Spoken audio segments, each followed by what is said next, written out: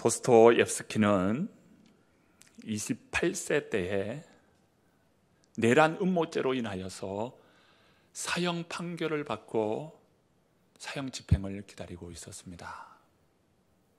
그런 생각했습니다. 마지막 남은 5분의 시간을 어떻게 쓸까?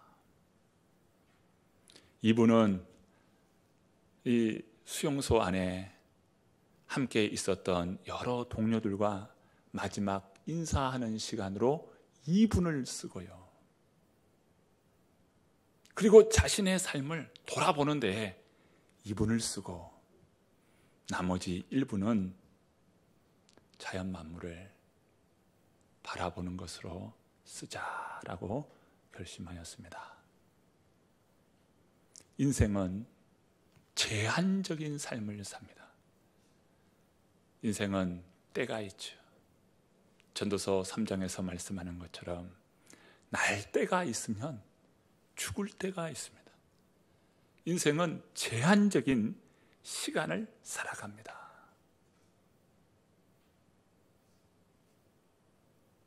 여러분, 인생에서 여러분 무엇을 선택하며 무엇을 일구며 사시겠습니까? 가장 지혜로운 선택적인 삶을 여러분은 살고 계십니까?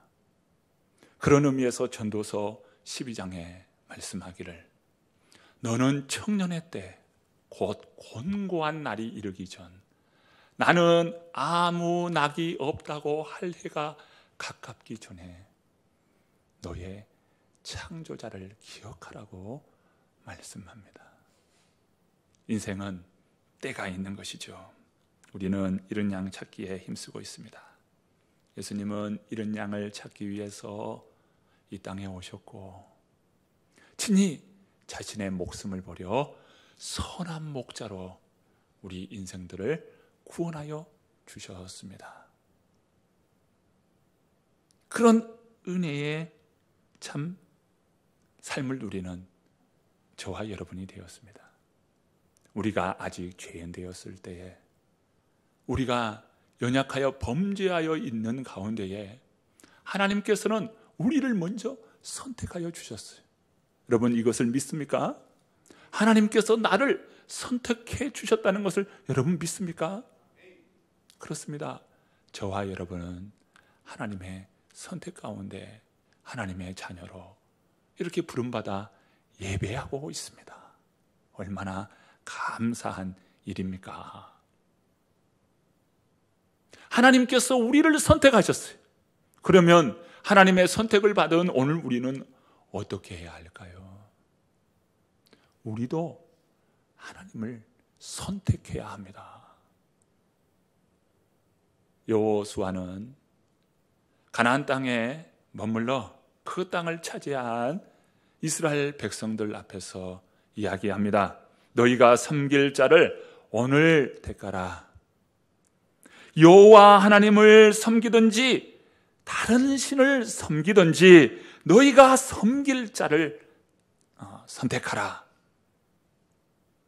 나와 우리 집은 오직 여호와만을 섬길 것이다 라고 고백합니다. 하나님께서 우리를 선택해 주셨듯이 우리 또한 하나님을 선택해야 합니다. 오늘 본문의 말씀은 우리가 그리스도를 선택해야 할 이유에 대하여 말씀합니다. 본문 12절 말씀입니다. 자, 12절 말씀 함께 읽어 보실까요?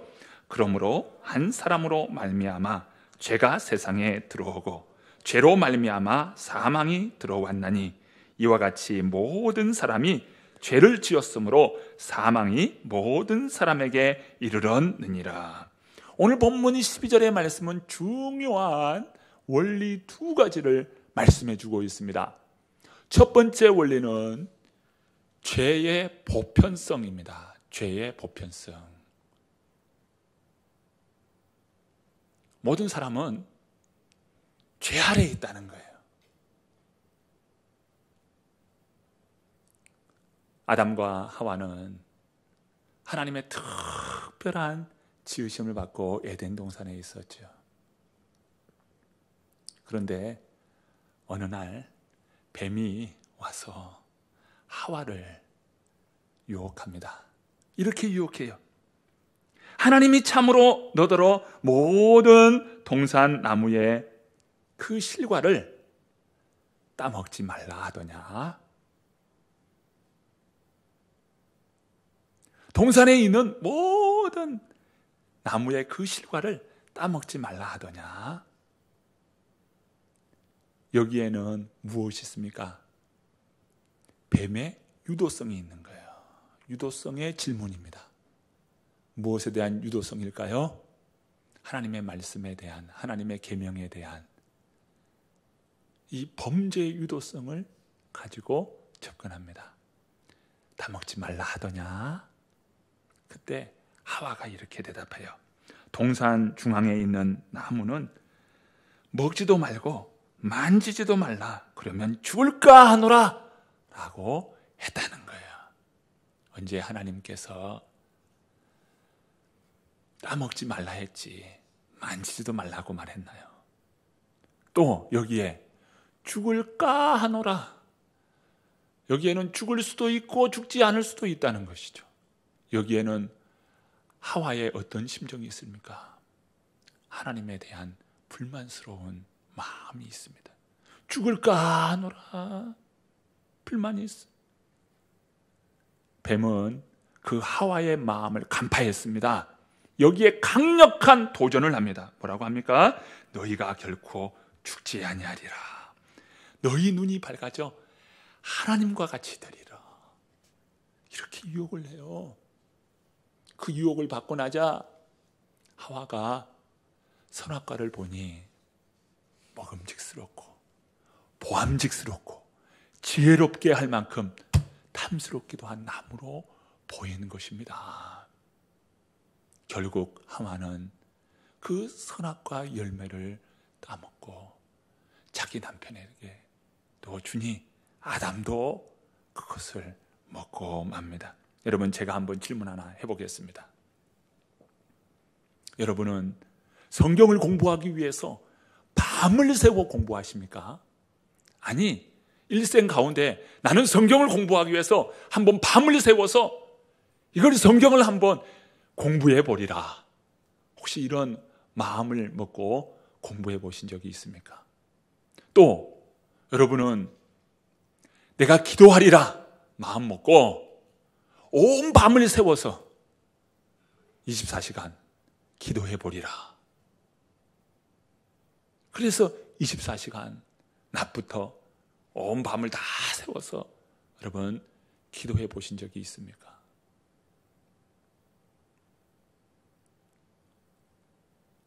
혹시나 성경을 공부하고 기도하는 동안 잠이 쏟아지고 눈꺼풀은 내려앉고 자신도 모르게 그만 잠 가운데에 깊이 빠지고 말겠죠.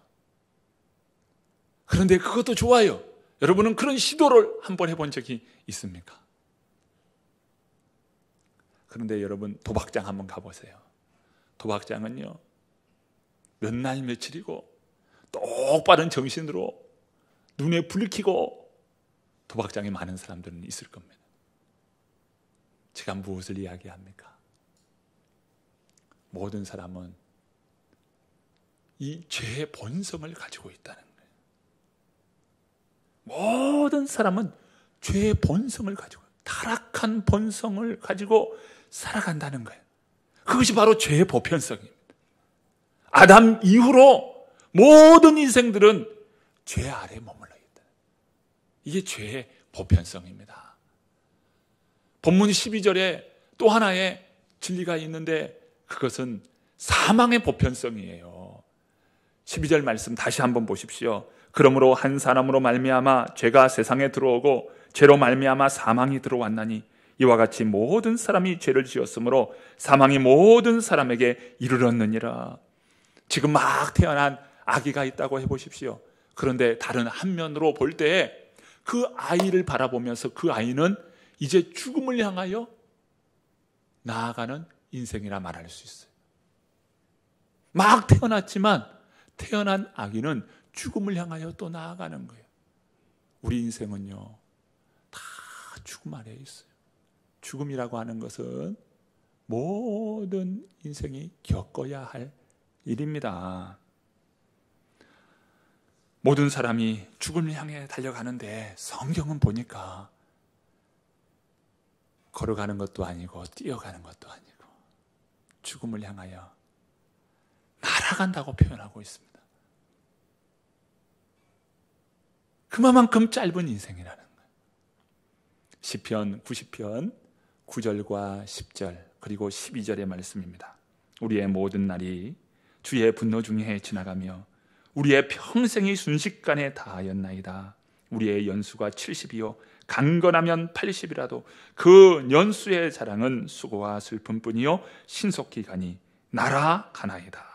우리에게 우리 날 계수함을 가르치사 지혜의 마음을 얻게 하소서. 지혜자는 죽는 날을 기억한다는 거예요. 이게 지혜자의 마음입니다. 우리는 세속주의자도 아닙니다. 염세주의자도 아니에요. 우리는 우리의 삶 가운데서 하루하루를 감사함과 소망 가운데 보내는 사람들입니다. 오늘 우리의 이 한날은 영원이라고 하는 의미 있는 그 가치를 향하여 이 한날을 최선을 다하며 사는 사람들이에요. 그것이 바로 우리 그리스도인입니다. 나를 대하는 그리스도인이 영원이라고 하는 의미를 찾아서 저희들의 삶을 최선을 다해서 하루하루를 보내는 삶, 이것이 그리스도인의 시간관입니다. 그러면서 오늘 본문은요, 율법의 역할에 대하여 말합니다. 자, 12절에 이 죄의 보편성과 사망의 보편성을 이야기하면서 이제 율법의 역할을 이야기하는데 왜 율법의 역할을 이야기할까요? 자, 본문 13절과 14절 말씀을 함께 읽어봅니다. 죄가 율법이 있기 전에도 세상에 있었으나 율법이 없었을 때에는 죄를 죄로 여기지 아니하였느니라. 그러나 아담으로부터 모세까지 아담의 범죄와 같은 죄를 짓지 아니한 자들까지도 사망이 왕노릇 하였나니 아담은 오실 자의 모형이라. 자, 율법의 역할이 있다 이거예요. 이 율법의 역할은 죄 아래에 있는 인간, 사망 아래에 있는 인간이라는 것을 알게 한다, 깨닫게 한다는 겁니다. 젊은 남녀가 있습니다. 남녀가 서로 만나 결혼하게 되었어요. 두 사람은 맞벌이 부부입니다. 그래서 그렇게 가정 형편이 쪼달리지 않았어요. 그런데 자녀도 낳아야 되겠고 그래도 살만한 집도 마련해야 했기에 이제 어떻게 하면 좋을까 생각해 보았습니다. 모아놓은 돈이 넉넉히 있으면 좋을 건데 모아놓은 돈이 없어요. 자, 이제 우리 한번 전문가에게 가서 어떻게 이것을 잘 세워볼까 한번 포트폴리오 한번 짜보자. 그렇게 해서 전문 상담가를 찾았습니다. 자, 상담가가 종이 한 장을 딱 꺼내 놓습니다. 한쪽 면에는 수입란, 한쪽에는 지출란, 수입과 지출을 딱 펼쳐놓고 자, 이제 묻습니다. 당신의 수입은 얼마입니까? 수입란을 적고 자, 지금까지 당신은 어떻게 지출하였습니까? 지출란을 딱 정리해 보니까 이야기합니다. 지금 적은 이대로는 아이 출산이나 또 집을 장만하기에는 턱없이 부족합니다. 이것을 보자 그것을 알게 돼요. 그래서 이 전문 상담가는 새로운 이 수입과 지출란에 따른 새로운 경제 생활에 대한 스타일을 제시합니다. 그래서 이렇게 사시면 5년 후에 이렇게 변화가 일어나게 될 것이고 10년 후에는 당신은 이런 변화가 일어나게 될 것입니다. 자, 그 결과서를 받아들였어. 그 종이는 어떤 역할을 합니까? 그 종이는 자신을 아이를 출산하고 집을 바로 마련해 주는 것으로 그 종이가 역할을 하는 것이 아니에요. 종이는 단순히 이렇게 하면 이런 결과가 있다는 것을 알려주는 겁니다. 이것이 만들어주는 것이 아니라 이제 만드는 것은 누가 해야 돼요? 이것대로 실천해야 합니다. 율법이라는 것은 무엇입니까? 마찬가지로 율법이라고 하는 것은 율법이 우리 죄를 없애주는 것이 아니고 우리가 죄인이라는 것을 알게 해 줍니다. 율법이 없을 때는 잘 몰랐어요. 죄가 죄인지 잘 몰랐습니다. 그러나 율법은 모든 사람은 죄 아래 있구나, 사망 아래 있구나, 이것을 알게 해 주었습니다. 여기서 아담은 오실자의 보십시오, 모형이라고 말합니다. 자, 모형이라고 하는 것은 바로 예표라고 하는 말인데요, 이 말은 쉽게 말하면 대표자입니다. 아담은 대표자예요. 하나님은 아담과 언약을 맺었죠. 선악의 그 열매는 먹어서는 안 된다. 그러나 너는 자유의 몸이다. 네가 무엇을 선택할 수 있다. 그러나 선악과만은 내가 먹어서는 안 된다. 그런데 아담은 그만 선악과를 따먹고 범죄하고 말았습니다. 한 나라와 나라가 전쟁이 일어납니다. 전쟁을 하다 보면 전쟁 포로로 잡히게 되기도 하고 어떤 경우는 항복하기도 하죠. 여러분, 병사들이 항복하기도 하고 때로는 포로로 잡혀가기도 합니다. 병사가 항복한다고 해서 그 전쟁에서 집니까? 절대 지는 게 아니에요. 그런데 그 나라의 왕이나 그 나라의 대통령이 항복하는 것은 또 다른 문제입니다. 왕이나 대통령 누굽니까? 대표자잖아요. 대표자가 항복이요. 그러면 싸우는 군인은 무기를 가지고 있다가도 무기를 다 반납하고 항복 선언을 하는 겁니다. 아담은 대표자예요. 대표자. 한 사람의 범죄로 말미암아 우리는 다 죄인입니다. 이게 대표예요. 오실자의 모형이다. 오실자의 모형이다. 대표라는 겁니다. 대표. 이 아담이 이렇게 실패하고 만 것입니다. 그래서 아담 아래 모든 인류는 죄인이 되었어요. 여러분, 죄를 지으니까 죄인입니까? 죄인이기 때문에 죄를 짓는 겁니까? 죄를 지으니까 죄인이에요? 아니면 죄인이기 때문에 죄를 지을 수밖에 없습니까? 성경은 무엇을 이야기합니까? 죄인이기 때문에 죄를 짓는다는 거예요.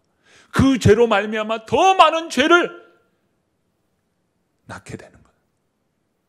죄인이기 때문에 죄를 지을 수밖에 없는 인생이라는 겁니다. 우리는 태어날 때부터 죄인이고 성경은 본질상 진노의 자녀였다는 거예요. 진노의 자녀. 하나님과 원수되어 하나님의 진노 아래 놓이게 된 죄인이라고 성경은 선언합니다. 그러면서 이제 본문 15절부터 17절 표상에 대하여 다시 한번 말씀을 합니다. 자, 15절과 16절 말씀인데요. 먼저 15절 말씀 함께 읽어봅니다. 그러나 이 은사는 그 범죄와 같지 아니하니 곧 한 사람의 범죄를 인하여 많은 사람이 죽었은즉 더욱 하나님의 은혜와 또한 한 사람 예수 그리스도의 은혜로 말미암은 선물은 많은 사람에게 넘쳤느니라. 아담 한 사람의 범죄로 말미암아 이 땅이 다 죄가 들어오고 죄인이 되었습니다. 그런데 의로운 예수 그리스도가 오심으로 인하여서 또 다른 대표자요, 아담과 같은 또 다른 대표자 예수 그리스도가 와서 죄인된 오늘 이 인생들 가운데 새로운 하나님의 의가 되도록 하셨다는 겁니다. 그러면서 16절은 행동의 차이에 대하여 말씀하는데요. 16절 말씀 읽어봅니다. 또 이 선물은 범죄한 한 사람으로 말미암은 것과 같지 아니하니 심판은 한 사람으로 말미암아 정죄에 이르렀으나 은사는 많은 범죄로 말미암아 의롭다 하심에 이름이니라. 아담의 범죄, 이 아담의 이 불순종으로 인하여 심판과 정죄가 왔습니다. 아담의 불순종으로 말미암아 심판받게 되고 정죄받게 되었어요. 그런데 예수 그리스도의 그 순종으로 말미암아 우리 인생이 의롭게 되었다는 거예요. 한 사람의 불순종으로 말미암아 죄가 들어오고 한 사람의 의로움으로 말미암아 이 땅에 새로운 하나님의 의를 이루는 이러한 은혜를 누가요? 예수 그리스도께서 이루셨다는 겁니다. 자, 그래서 19절 말씀하는 거예요. 여러분 19절 한번 보세요. 한 사람이 순종하지 아니함으로 많은 사람이 죄인이 된 것 같이 한 사람이 순종하심으로 많은 사람이 의인이 되리라. 본문 15절과 16절에서 계속해서 반복하여 나오는 낱말들이 있습니다. 은사라는 말과 선물이라는 말이에요. 은사와 선물. 그런데 은사와 선물은 같은 낱말입니다. 영어에서도 기프트라고 같은 단어를 써요. 은사와 선물은 같은 말이에요.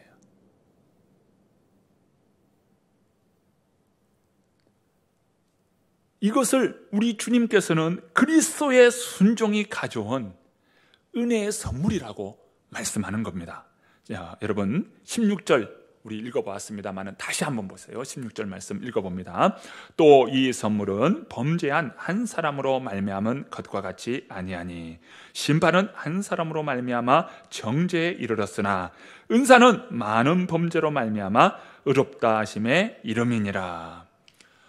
구원의 은혜가 하나님의 선물이라는 겁니다.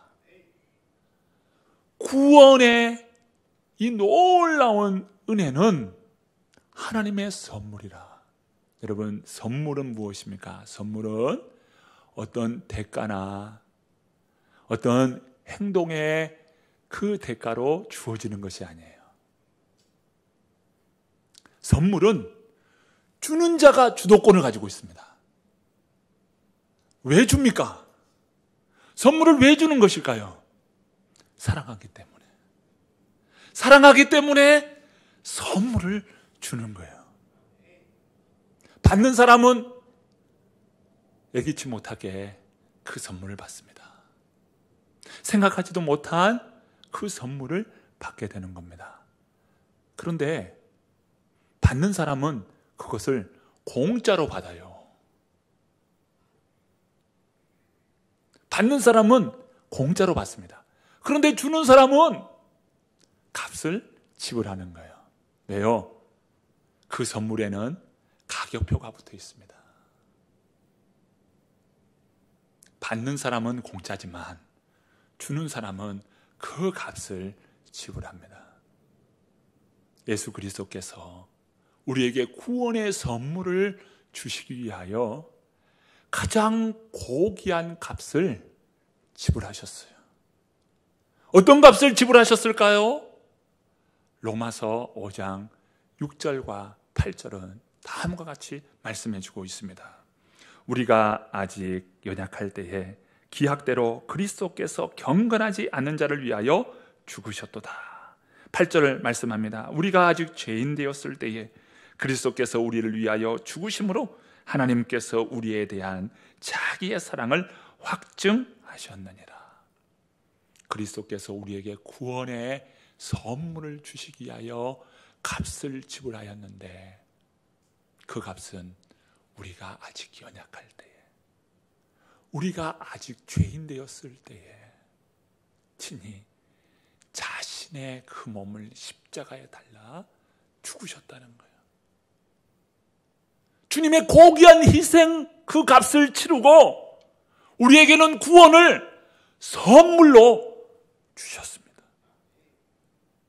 이것을 가르쳐서 구원의 은혜라고 말하고, 이것을 가르쳐서 구원의 선물이라고 말하는 이유입니다. 우리에게는 공짜지만 그것은 공짜가 아니에요. 가장 고귀한 값, 가장 값비싼 값을 우리 주님께서 치르셨습니다.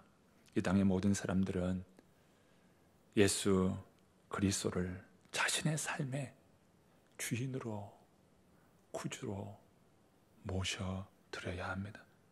자신의 삶의 구주로 선택해야 합니다. 그 선택은 누구나 할 수 있는 최고의 선택이 예수 그리스도를 선택하는, 이것은 최고의 선택입니다. 그 선택은 은혜의 선택이요, 구원의 선택이요, 선물을 받는 선택이기 때문이에요. 저희들은 잃은 양을 찾기를 갈망합니다. 그 잃은 양이 바로 구원자 되시는 예수 그리스도를 선택하도록 우리가 돕는 역할을 하는 것입니다. 예수 그리스도를 선택하는 거예요. 하나님이 우리를 선택해 주셨고, 예수 그리스도께서 자신의 그 고귀한 희생을 내어놓으면서 구원의 문을 열어서 누구든지 이 선택을 할 수 있도록 문을 활짝 열어주셨습니다. 그러므로 우리 사랑하는 성도님과 또 이 땅의 많은 잃어버린 영혼들이 주님을 선택할 수 있기를 간절히 축원합니다.